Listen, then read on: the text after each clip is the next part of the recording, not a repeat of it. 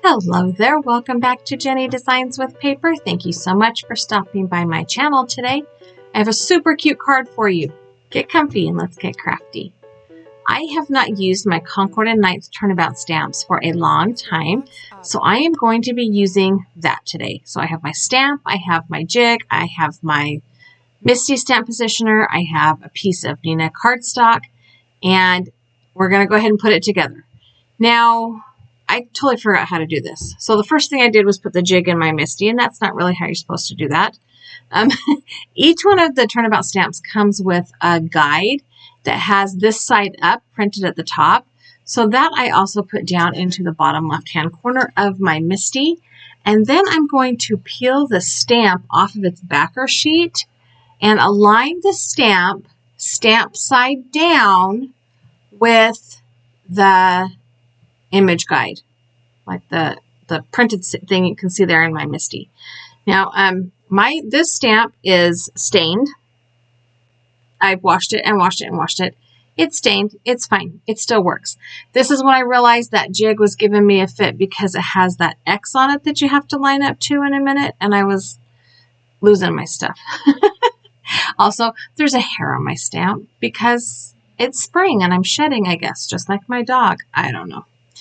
Once I get this stamp lined up onto the image sheet, then I can close the lid of my Misty stamp positioner. I want to get this snug down into the left-hand corner first, though. So I'm going to put this down in the left corner, make sure it's all nice and down and in there so that everything stamps properly. And then I'm going to shut the door of my Misty, or the lid of my Misty, whatever you want to call it, and pick up that stamp. So I saw online last week, Instagram or YouTube, I think it was Instagram, which way do you use your Misty? Do you open it like a book or do you open it like I do this way? Yeah, so that was a huge debate, I guess. The jig for the turnabouts has registration marks for both landscape and portrait cards. So I am taking this piece of 4 1/4 by 5.5 inch Neenah cardstock, and I'm lining that up with the registration marks in the jig. And then I'm going to start inking up my stamp. Now, the cool thing about these turnabout stamps is that you ink it up, you rotate it, and ink it again with another color, and you get perfectly aligned images on your background. So I have pulled out my Altenew inks. I have a red and orange, a blue, and kind of an emeraldy green color. This is going to lean more toward a primary or masculine color card combination. Although I don't know if you can really call any card masculine or feminine because some boys like glitter. I mean, my husband does. He just calls it sawdust. Anyways, the first thing I'm doing is inking up the red. I am going to ink that up, make sure it's good and inky, and then I'm going to close my Misty, and I'm going to grab a microfiber cloth because it warmed up and I'm wearing short sleeves today, and I'm just going to gently push all over the lid of my Misty to transfer that image down to my cardstock. So you will notice that this stamp goes off my cardstock and onto my imaging or my jig. Totally okay. It wipes off with a baby wipe. No problem. It does not stain. Now, here's the cool part. You turn it one quarter turn. Doesn't matter if you go right or left. You just have to go the same direction every time. Now, I'm going to take my Lawn Fawn stamp chamois or whatever it's called, my stamp cleaner, and clean off this stamp. I'm going to let it air dry. The fan in my craft room is going, so that will air dry it out. And then I'm going to ink it up with the second color. This time I picked the blue color, and I'm going to go ahead and smush that ink pad down all over the stamp. The funny thing is that this stamp is stained on not the raised parts. Like I used a big ink pad last time, I think, and I got ink all done in there and it's just stained it. Anyway, now that I've inked up the blue, I'm going to go ahead and close that lid again and use my rag to, again, put gentle pressure. I don't want to push down hard because I don't want to smear some of those smaller details. Like there's little polka dots and little ribbons on presents, and I don't want to smear them out of I don't want to distort them. That's a better word, distort. Okay, once we have the blue down, we're going to go ahead. I cleaned it up off camera, rotate it one more turn. So now we are upside down the way we started, and I'm going to use the orange ink. I'm going to make sure my stamp is dry. I think when I went at it with the blue ink pad, it was still a tad wet from cleaning it up. So I did tap it off with my microfiber towel. I'm inking it up with an orange ink. I kind of tried to choose colors that would look good together. They kind of sort of go in rainbow order, like I've got a red and an orange, and then it jumps to blue and green. It kind of skips that yellow. But this isn't a orange. It's kind of a yellowish orange, so I feel like it works. Just, again, same thing, closing that lid, stamping the image down, using my microfiber towel. You can just use your hand. You don't have to use anything fancy. You can just use your hand. I tend to be heavy-handed when I use my hands. Like I push down on it and I distort the fine lines. Now there's a couple places here where the balloons did not stamp, so I did go over and push on them with my thumb. And then we're going to rotate this one more time. This is the final turn, and we're going to bring in the green. And my fingers are blue. And y'all, I don't know how they got blue. They weren't blue when I did the blue. I know. I think that the blue ink was on my little stamp chamois thing, and so when I picked it up to wipe up the orange, I handled the blue side of that. I think that's what happened. But here I am hours later, and my fingertips are still blue. It looks like I'm not oxygenating my, it looks like I'm not getting oxygen in my blood. That's the phrase I'm trying to say. Okay, this is the last stamping, and it makes this fabulous birthday-themed pattern paper. In fact, this stamp positioner is called Let's Party Turnabout. This is the Let's Party Turnabout. It is totally a birthday-themed stamp. And I'm making birthday cards because that's what I need right now. So I love how this turned out. I have a piece of green cardstock that is nearly the same color as that green that we used, that kind of emeraldy green. So that's going to be my card base. And I think I want to trim this down. I'm going to use these My Favorite Things wonky stitched rectangles. I like the wonky stitching that this puts into the panel. It does trim it down a little bit, so we'll make it like 4 by 5 1/4 inches, but it also adds some not straight stitching detail because, let's face it, if I was going to sew on a regular basis, it still would not be straight. I don't sew. I don't like to sew. I have a sewing machine. I have used it. I don't like it. I pay other people to sew my things. Yeah, I go to the tailor. Anyway, we sent that through my die cut machine off camera, and I'm just popping that out of the die. It does kind of stick in there, and I'm going to go ahead and start my card base. I do have a focal image for this card, and it is something that I colored, I don't know, right after Christmas, I think, for Crime and Coloring. If I can remember which video it was, I'll link it, but I don't remember. I don't remember which crime state we were talking, or which crime state. I don't remember which state or crime we were talking about when I colored this specific image. I just know it's been on my desk for a hot minute. It was a digital stamp, and I colored it with Copic markers, and I cut it out with my brother's Scan and Cut. That part I remember. The rest of it, not so much. And it's a giraffe. And this giraffe looks kind of sassy, kind of snarky to me. Like, this giraffe looks like it's going, yeah, dude. I need to kind of make it a little more birthday-ish, so I'm going to use these Simon Says Stamp balloon dies. This is an old die set. You can use any balloon set you have. This is just the one I have in my stash. I'm going to use the smallest balloon because I feel like that's the right size for this card. And I'm going to cut it out 3 times with that white cardstock. I want to do a little bit of ink blending to kind of create some dimension and to coordinate the colors. So I'm running this through my die cut machine. I have got 3 balloons cut out here. And the first thing I did was grab a piece of scrap paper and my blending brushes. Now, I have big brushes and little brushes, and I'm going to use the big brushes and the same colors of ink that I used to do the turnabout stamping. That way it all coordinates nice and pretty. And what I want to do is ink this up really heavily from the bottom left and have the top right be lighter. And then I realized I have these sticky mats that I bought so I didn't have to hold on to these little fidgety things. Hello, remember what's in your craft room and use it wisely, Jenny. That's why you buy these fun, fancy things. Okay, look, I don't even have to hold it. I just have to hold on to the sticky mat, which it kind of holds on to my fingers all by itself. But now I am going to ink up the balloon, and like I said, it's going to have the darker, heavier color on the bottom and left side, and the highlight will be on the top and the right side. I'm going to do the same thing with all three colors. The next one I'm going to do is red. I'm using my red brush. I do not have a brush for every brand of ink I have. I have a brush for every color family. Reds, pinks, yellows, blah, blah, blah. I do have a couple of brushes that I use for oxide inks and pigment inks, just because you don't want to mix those two together. They don't operate the same. So now that I have my balloons nearly inked up, I need to get them off of the sticky mat. And this is the trick. You bend the sticky mat and the paper just kind of pops off. That way you don't have your image all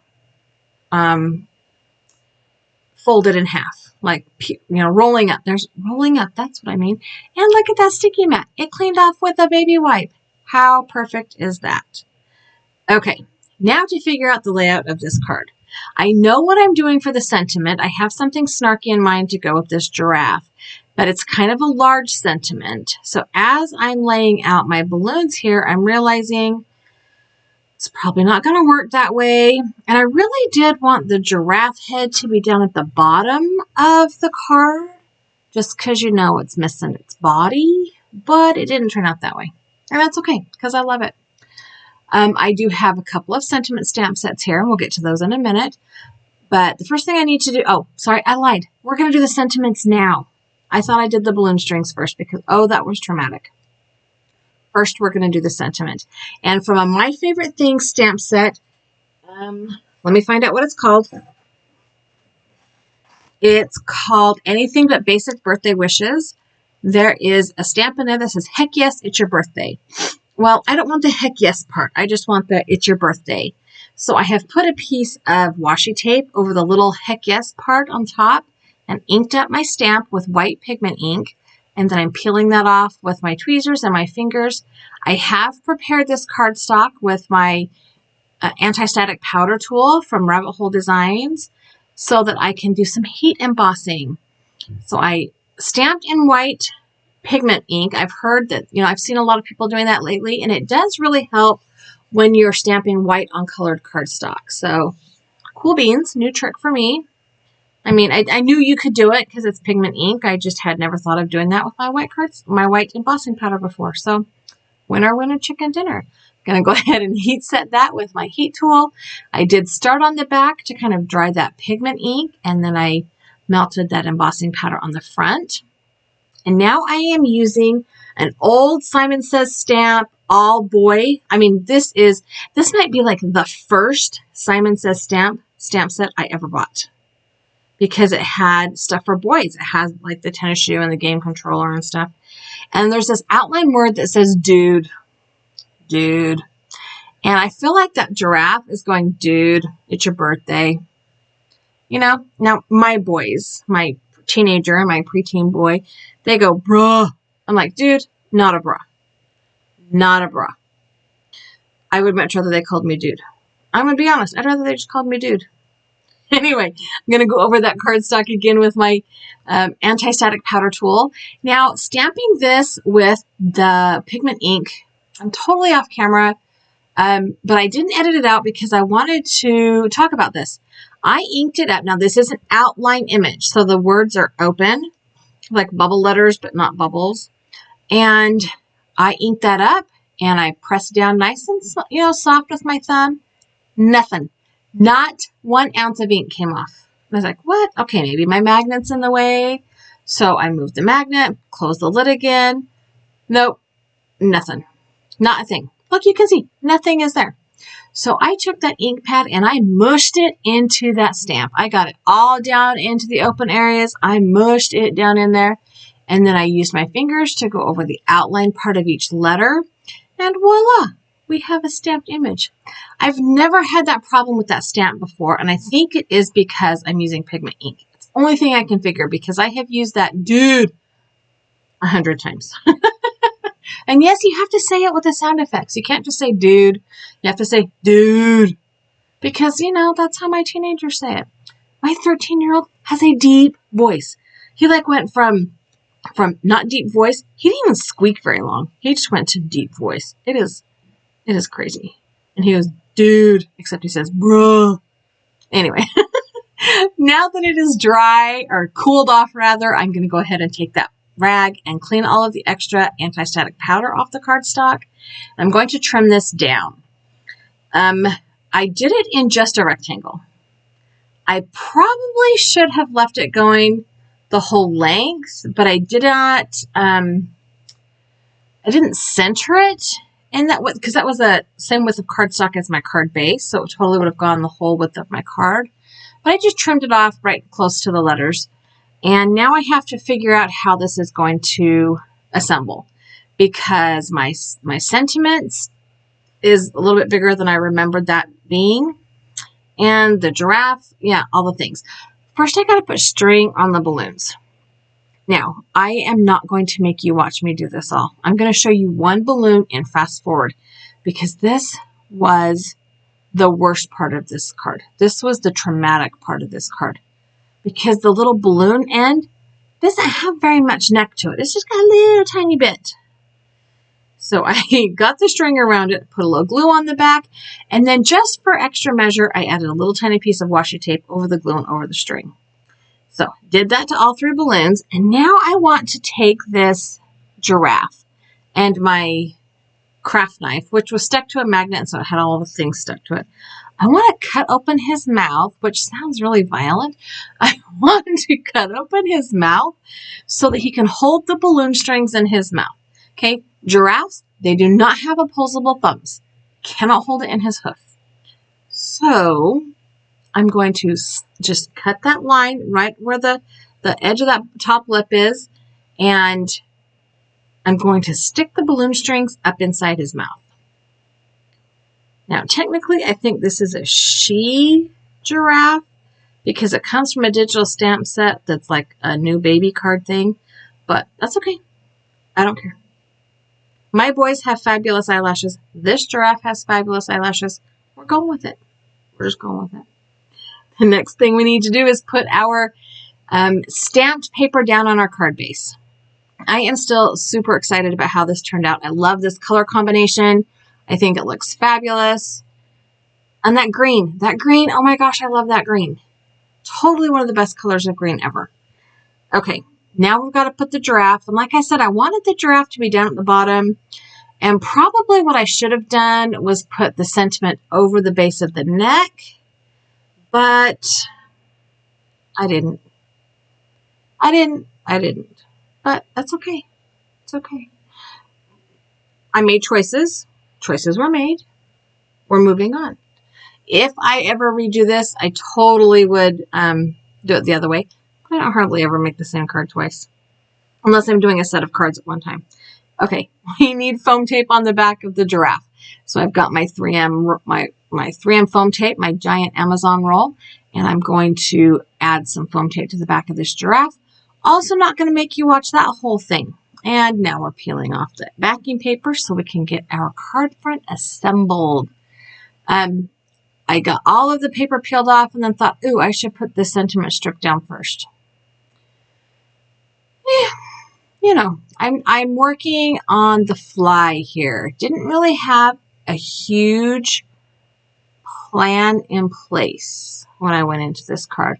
I wanted the giraffe. I wanted the turnabout stamp set. I wanted the dude, it's your birthday. Because, you know, teenagers.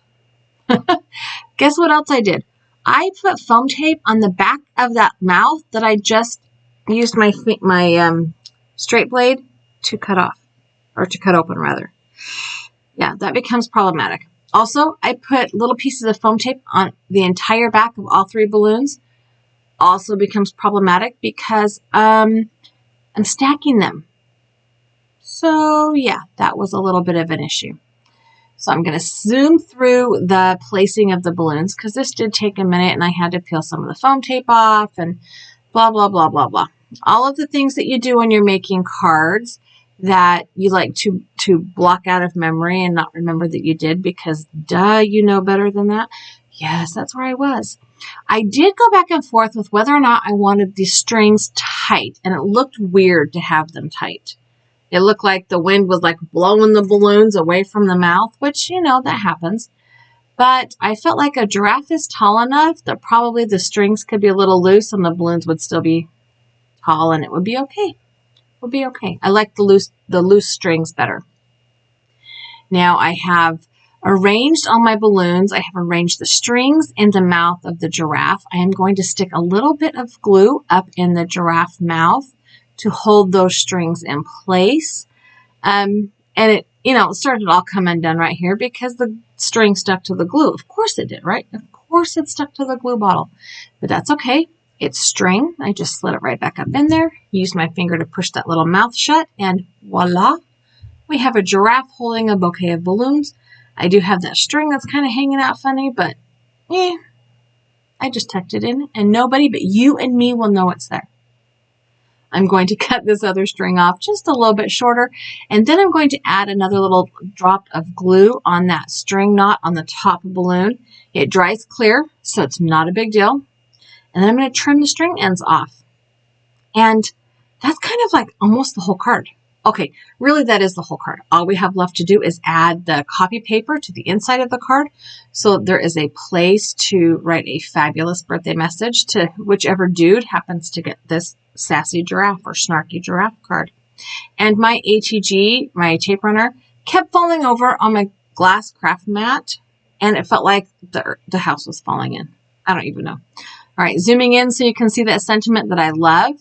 And here is the finished card. I love how it turned out, and I love that snarky, sassy giraffe. Wow, words are hard. Thank you so much for stopping by my channel. I hope you enjoyed this video. I have a couple of other videos here that I think you will enjoy as well. I've also added a subscribe button. If you have not yet subscribed to my channel, I would love it if you did. Leave me a comment down below, give me a thumbs up, and have a great day.